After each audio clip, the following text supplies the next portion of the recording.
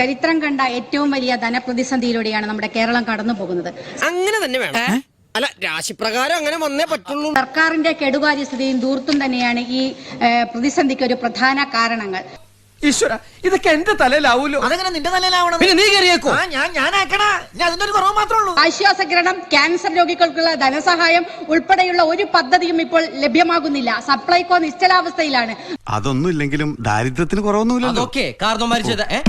തൊഴിലാളികൾ സ്വന്തം അധ്വാനത്തിൽ നിന്ന് അംശാദായം അടച്ച ക്ഷേമനിധിയിൽ നിന്നുള്ള പെൻഷൻ പോലും മുടങ്ങിയിരിക്കുകയാണ് സാർ. ഇവിടെ എല്ലാരും കാശുണ്ടാക്കാൻ വേണ്ടിയിട്ട് നെട്ടോട്ടം ഓടുകയാണ്. നമ്മളത് അടിച്ചു മാറ്റാൻ അവരുടെ പിറകെ ഓടുന്നു.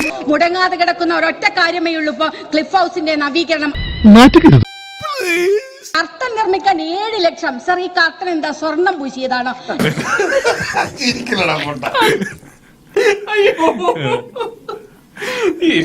സർ, ഈ കർട്ടൻ എന്താ സ്വർണം പൂശിയതാണോ? ഉപയോഗം കഴിഞ്ഞിട്ടൊന്ന് മ്യൂസിയത്തിൽ വെക്കുന്നത് നന്നായിരിക്കും സർ. കിട്ടിയ മുതലും പലിശ ചേർത്ത് കിട്ടി. ആരും കണ്ടില്ല. വാ.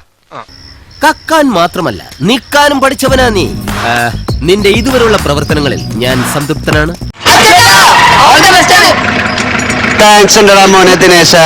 താങ്ക്സ് അടിച്ചു പൊളിക്കടാ.